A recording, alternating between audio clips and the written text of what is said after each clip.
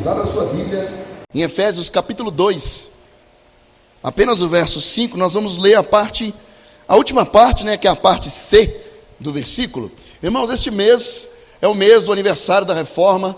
Se não me engano, a Reforma está fazendo, a Reforma Protestante está fazendo 504 anos. E nós queremos esse mês trabalhar sobre os 5 solas, como pilares da Reforma: sola Escritura, sola Fide, sola Cristo, sola Deo Glória. Qualquer outro que está faltando? E sola Graça, que nós vamos trabalhar hoje. Amém? Você que gostaria de participar no próximo domingo, trazendo um texto alusivo à Reforma, faça essa pesquisa e traga para mim antes do domingo para a gente ler, para você ler aqui. Eu gostaria que toda a igreja participasse, se for possível, mas aí assim, fica na liberdade dos irmãos, tá? É na liberdade. Amém? Se os irmãos quiserem cantar um hino, alguma coisa assim, alusiva à Reforma, nos 5 domingos nós estaremos falando sobre a Reforma. O presbítero Alex vai estar pregando no 3º domingo, o presbítero Wesley, lá da sede, vai estar aqui, e no último domingo nós estaremos terminando, dia 31, encerrando as festividades. Glória a Deus. Amém? Diz assim o texto, Efésios capítulo 2, apenas a parte C do versículo diz assim: pela graça sois salvos. Vamos falar juntos? Pela graça sois salvos. Só a igreja. Pela graça sois salvos. Amém. Vamos orar. Pai Santo, muito obrigado por esta graça, Deus, por essa manifestação do Senhor. Ó Deus, não somente e primordialmente pelo Teu Espírito, ó Deus, mas também, ó Deus, porque o Senhor, através do Teu Espírito, moveu homens naquela época, ó Deus, para participarem, ó Deus, do propósito do Senhor. Ó Deus, e esse propósito, Senhor, ele vem atravessando os séculos, ó Deus, e marcou, ó Deus, de forma profunda a história da igreja. Mas sabemos que, acima de tudo, o Senhor da igreja, ele deve ser lembrado, ó Deus, não como algo que passou, mas como algo que sempre está presente, ó Deus, e importante na nossa vida, na vida da igreja, e que trouxe essa graça, Senhor Deus, sobre nós. Graça salvadora. Muito obrigado, Senhor Deus, por esta palavra lida nesta noite e pela palavra que será pregada, Senhor Deus. Alimenta-nos nesta noite, instrumentaliza-nos pela Tua graça, em nome de Jesus, para a glória do Teu nome. Amém. Amém, irmãos? Podeis assentar. Embora a graça fosse manifesta, queridos, no Antigo Testamento, e nós vemos isso, podemos ver isso lá em Jeremias, no capítulo 31, verso 3, o profeta ele vai deixar registrado ali, dizendo: de longe se me deixou ver o Senhor, dizendo: com amor eterno eu te amei, por isso com benignidade te atraí. Era apenas como uma vela acesa comparada ao brilho da graça manifesta na encarnação de Cristo. Nós temos ali no Novo Testamento a carta de Paulo a Tito, no capítulo 2, verso 11, e Paulo vai deixar registrado lá, dizendo que porque a graça de Deus se manifestou salvadora a todos os homens. Então a graça é o favor imerecido de Deus e fornece a base da nossa salvação, da nossa justificação, da nossa eleição, da nossa fé e dos dons espirituais que recebemos através dessa graça. Efésios no capítulo 1, verso 7, Paulo vai deixar registrado lá, no qual temos a redenção pelo seu sangue, a remissão dos pecados, segundo a riqueza de sua graça. E em Romanos, no capítulo 3, verso 24, ele também vai dizer: sendo justificados gratuitamente por sua graça, mediante a redenção que há em Cristo. Portanto, mediante a essa realidade, a Reforma Protestante, no século XVI, vai trazer ensinos e ações que contrariaram, naquela época, o domínio da Igreja Católica Romana, que os incomodava naqueles tempos. E eles procuravam pautar em suas vidas e nos ensinos dos seus discípulos, defendendo ali o ensino das sãs doutrinas, ou seja, das Sagradas Escrituras.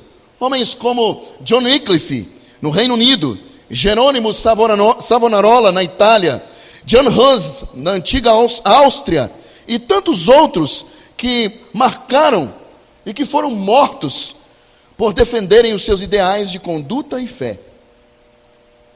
E o interessante, queridos, que no cárcere, depois de ter sido sentenciado por uma junta de bispos, porque na época havia uma divisão na igreja, no período de Jan Hus estavam governando a igreja 3 papas.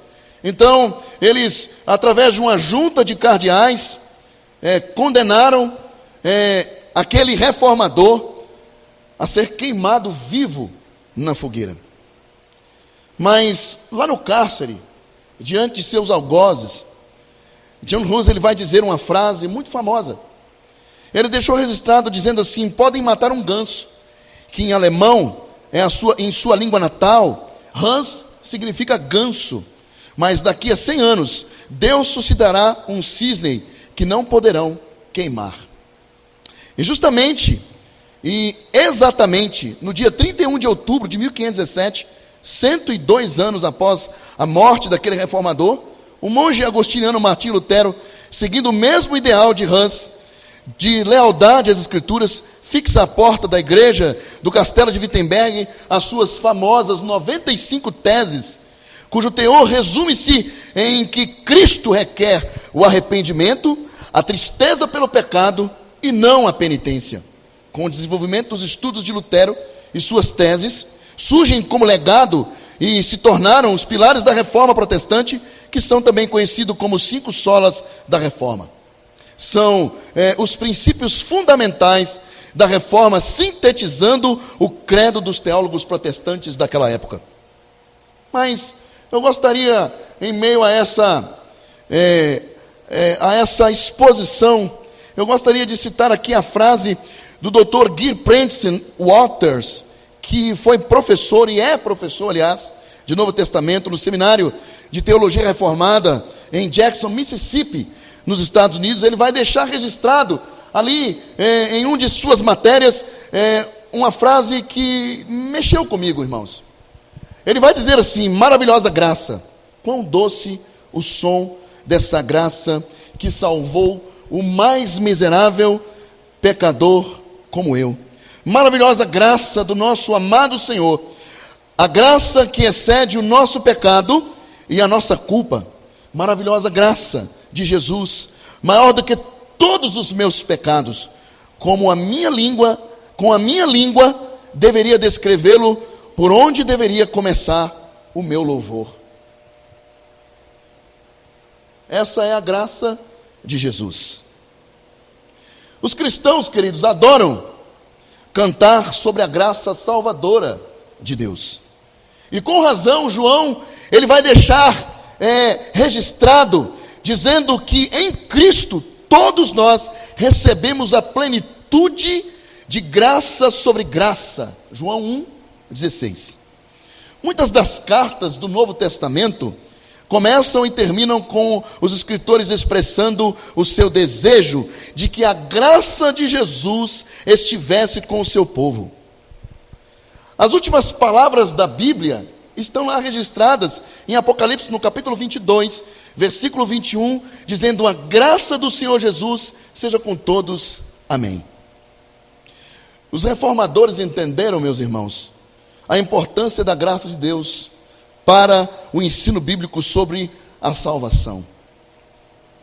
E de fato, um dos lemas que vieram a definir o ensino da reforma é o sola gratia, que é o latim para somente pela graça.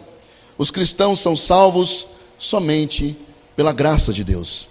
Não existe outro caminho ou outro instrumento manifestado por Jesus na cruz do Calvário que possa e seja capaz de salvar o pecador, que não seja somente pela graça. Portanto, os reformadores sustentavam que o pecador é salvo pela graça de Deus, o seu favor imerecido, somente pela graça de Deus.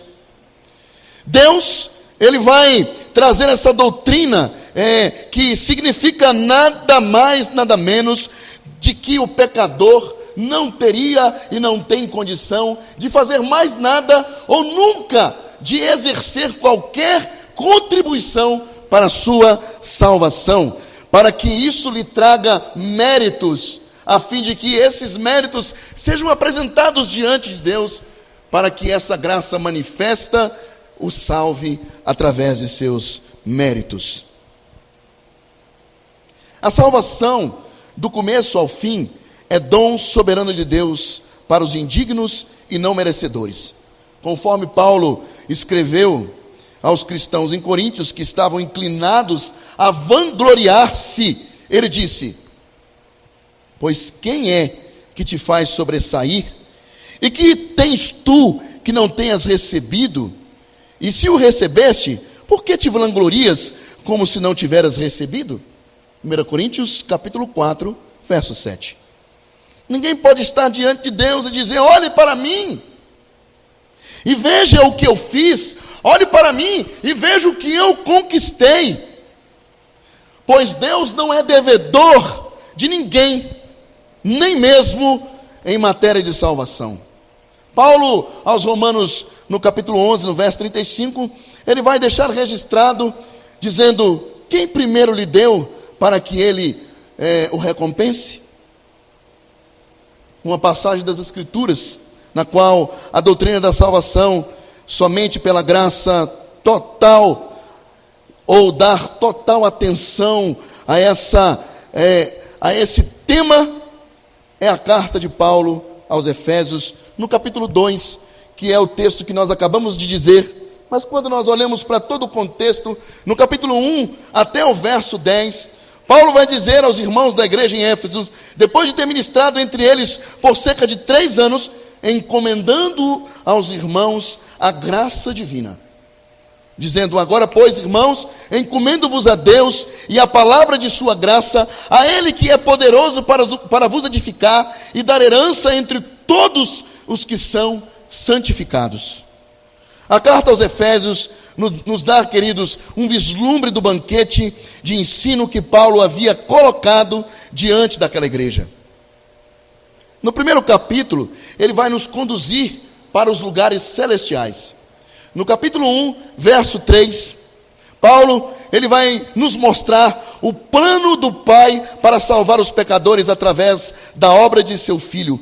Uma obra que é aplicada e garantida pelo Espírito Santo.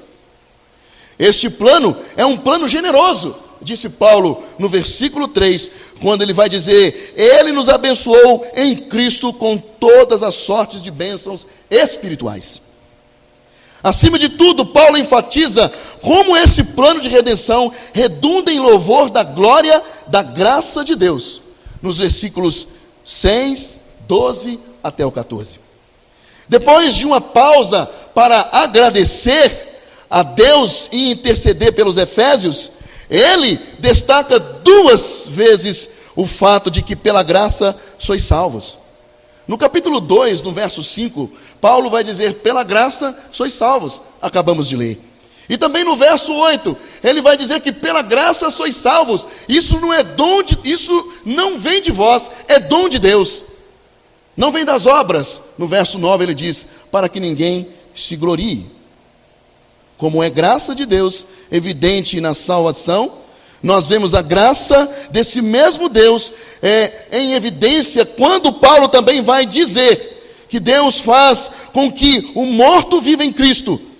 E para apreciar plenamente a graça de Deus, precisamos considerar, a partir desse texto de Efésios capítulo 2, nos versos de 1 a 10, o que significa estarmos mortos e o que significa estarmos vivos.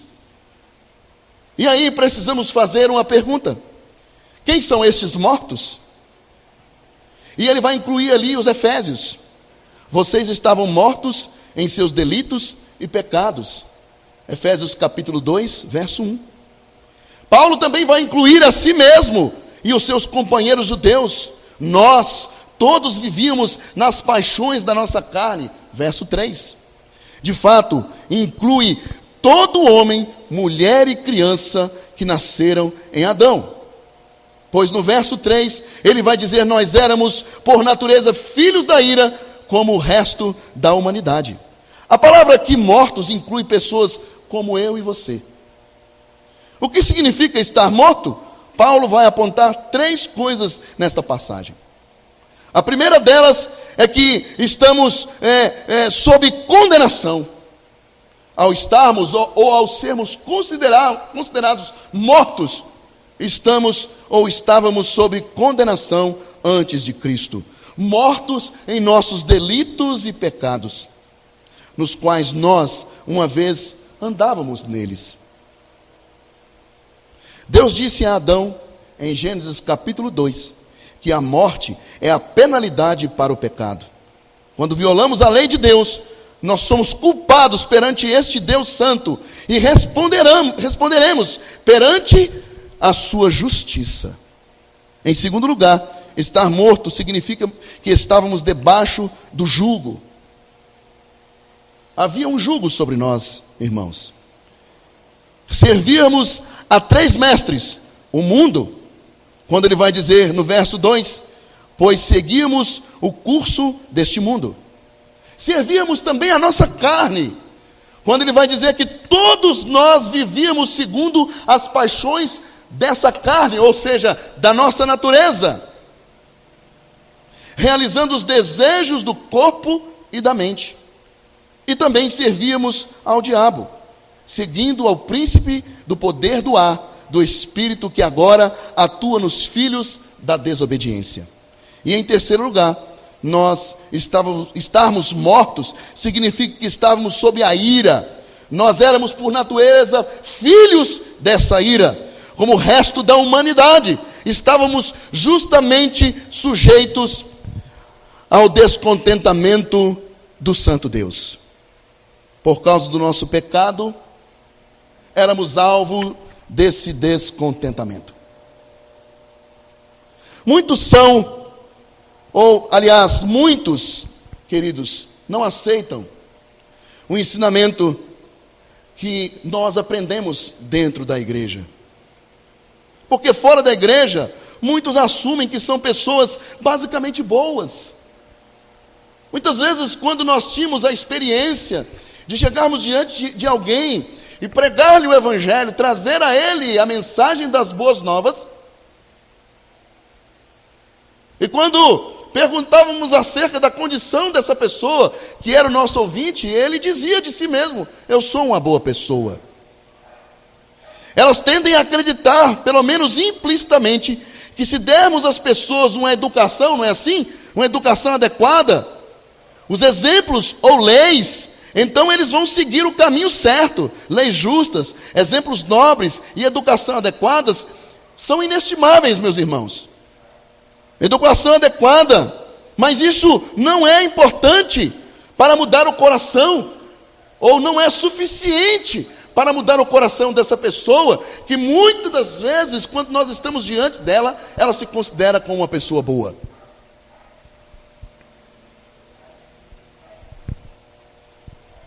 Dentro da igreja, muitos já disseram e ainda dizem que as pessoas estão doentes, e até mesmo desesperadamente doentes. No entanto, ainda diz que a esses doentes que eles têm o recurso necessário para responder e cooperar com a graça de Deus. Mas Paulo não diz que estamos doentes. Ele diz que longe de Cristo nós estávamos mortos. Espiritualmente falando, somos cadáveres ambulantes sem Jesus. Não podemos nos aproximar de Deus, assim como um cadáver não pode reunir forças para sair de seu túmulo. Eu me lembro que em conversa com o pastor Cleilson, que um dos textos na Bíblia que mais me chamou a atenção para a doutrina reformada foi quando, lendo de novo o Evangelho, e eu me deparei com a ressurreição de Lázaro. Muitas vezes nós ficávamos nos perguntando, por que Jesus ressuscitou Lázaro? Simplesmente para mostrar que ele era o bambambam, que ele era o poderoso, que ele era o cara naquele momento, em relação aos fariseus? Não, Jesus estava pedagogicamente mostrando que ele era o Senhor dos mortos. Era ele que chamava, é ele que chama o homem da morte. E Paulo vai trazer isso de novo nessa carta que lemos. Na carta aos Efésios, no capítulo 2, verso 1. Paulo vai declarar: estando nós mortos em nossos delitos e pecados, ele nos deu vida. A graça manifesta de Jesus nos ressuscitou. Jesus dizendo lá para Lázaro, ele estava falando para nós: aquele que crê em mim, ainda que esteja morto, viverá. Ele é o Senhor da morte. Ele é o Senhor dos vivos. Ele é o Deus dos deuses e Senhor dos senhores. Não podemos, meus irmãos, nos aproximar de Deus assim como um cadáver não pode sair do seu túmulo. Felizmente, Paulo não termina por aí. Começando no versículo 4, Paulo se volta de nós para Deus. No mal que fizemos, para o bem que Deus está fazendo em Cristo por nós. Ele destaca 3 coisas sobre a graça de Deus no resto dessa passagem. Em primeiro lugar, ele nos aponta para a obra de Deus nos versículos 5 e 6. Deus nos deu vida juntamente com Cristo. Pela graça sois salvos. E nos ressuscitou juntamente com Ele, e nos fez assentar com Ele nos lugares celestiais em Cristo Jesus. Deus ressuscitou Cristo dentre os mortos, e o fez assentar-se à sua direita. Versículos 18 a 20. E Ele nos fez algo incrível, queridos, em nossa união com Cristo.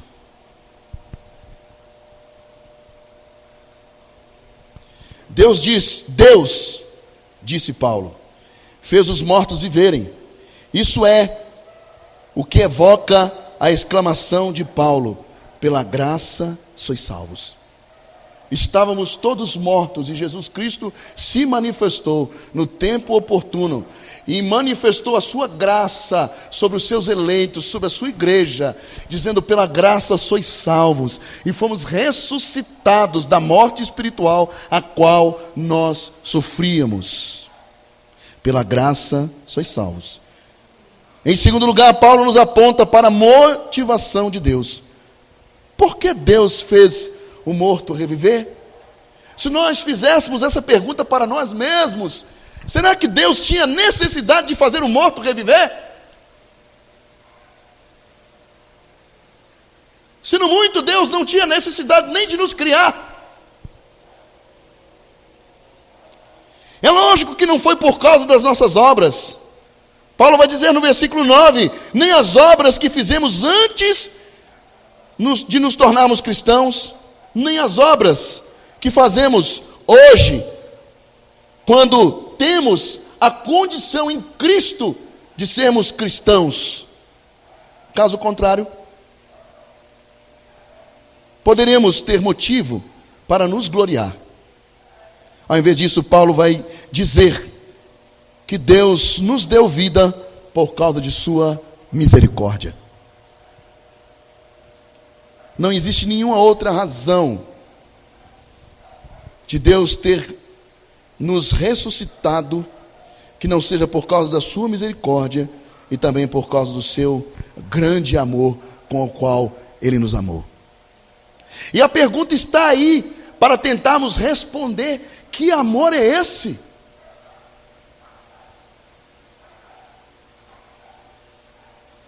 Se nós nos desafiarmos, irmãos, para tentarmos responder essa pergunta, nós não vamos conseguir respondê-la.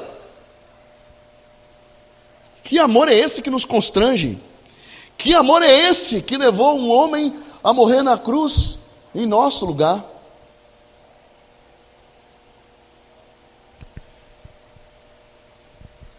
Na última quarta-feira, que o pastor começou a falar a respeito da nossa morte, e posteriormente ele vai trabalhar sobre a ressurreição que temos em Cristo, e ele falando acerca dos últimos minutos de Jesus na cruz do Calvário.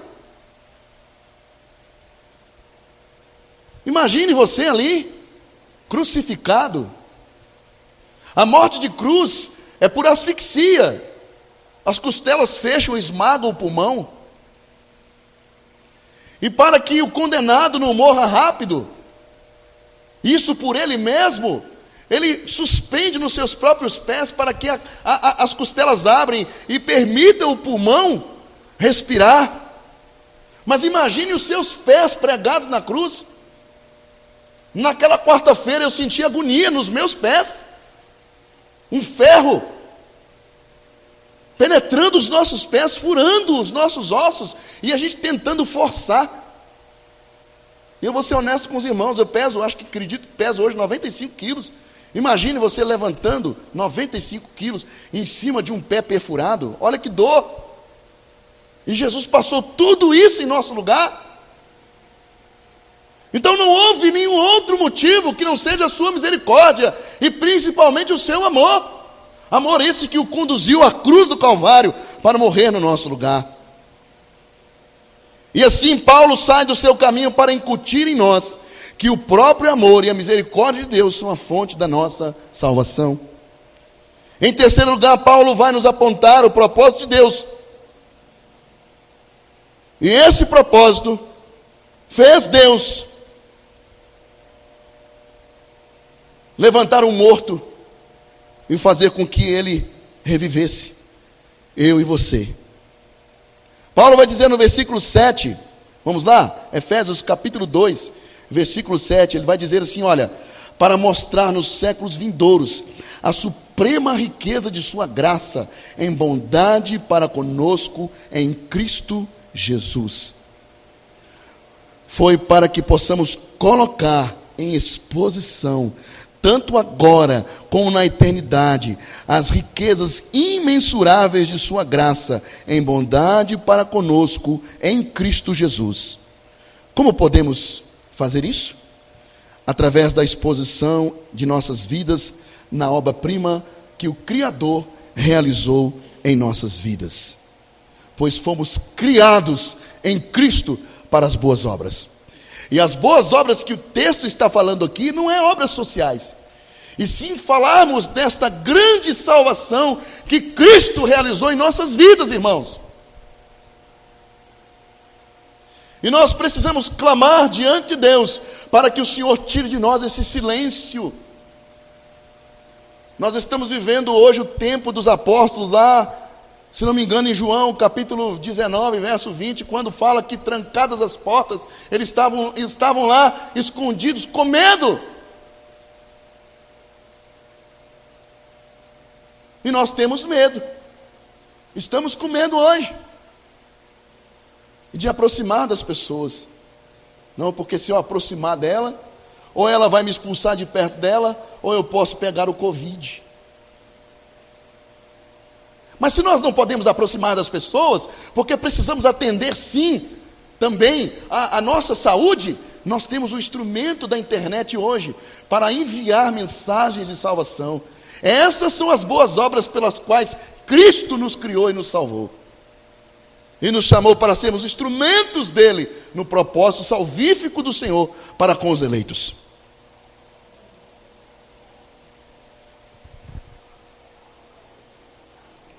Essa é a intenção do Criador e Redentor.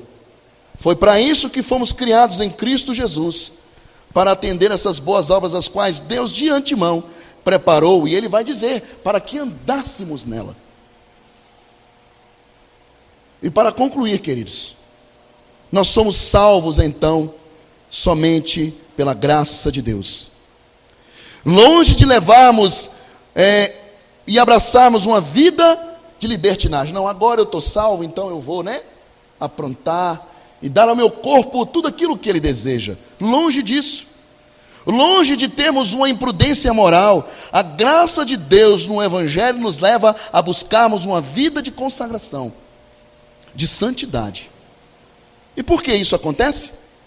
O grande compositor de hinos, Isaac Waltz, capturou bem o ponto de vista do apóstolo Paulo, quando ele escreveu em seu hino, dizendo lá, na poesia do hino, ele registra: quando eu vejo a maravilhosa cruz, Se toda a criação me pertencesse, ainda assim eu seria presente, ou seria, ele vai dizer que se toda a criação lhe pertencesse, né? O autor está dizendo no seu hino que ainda que toda a criação fosse dele, e ele oferecesse como presente a Deus por causa da salvação, isso seria muito pequeno comparado ao amor tão incrível, tão divino, que exigiria a minha alma, a minha vida, o meu tudo. Pensemos nisso. Todas as vezes que cantarmos esse hino. Pensemos na graça, na misericórdia e no amor de Deus. Ainda que peguemos, tudo aquilo que possuímos. Paulo vai declarar isso lá em 1 Coríntios capítulo 13. Ainda que viéssemos lançar mão de tudo aquilo que possuímos, se não houver amor, ou se pudéssemos pegar todos os bens, e aí quando nós olhamos, para os nossos bens, não temos nada para oferecer a Deus, nem o nosso muito obrigado é suficiente para agradecer aquilo que Cristo fez por nós na cruz do Calvário. Pela graça sois salvos, mediante a fé. Amém? Que Deus em Cristo abençoe a sua vida. Que a graça do Senhor se multiplique a cada dia no seu coração, na sua casa, com os seus familiares. E que você se permita, que possamos nos permitir em Cristo sermos instrumentos dessa graça bendita do Senhor.